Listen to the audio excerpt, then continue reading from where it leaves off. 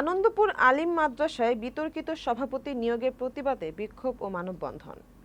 নেত্রকোনার কলমাকান্দা উপজেলার নাজিরপুর ইউনিয়নের আনন্দপুর আলিম মাদ্রাসার অ্যাডহক কমিটিতে মোহাম্মদ আসআদ ইকবালকে সভাপতি হিসেবে নিয়োগের প্রতিবাদে বিক্ষোভ মিছিল ও মানববন্ধন অনুষ্ঠিত হয়েছে।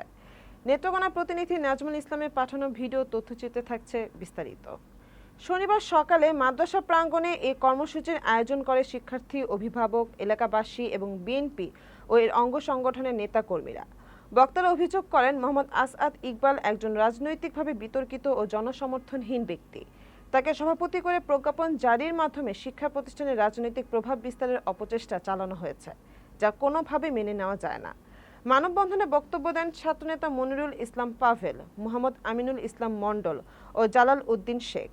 তারা অবিলম্বে এই নিয়োগ বাতিলের দাবি জানান এবং বলেন, দাবি আদায় না হলে আরও কঠোর কর্মসূচি দেওয়া হবে।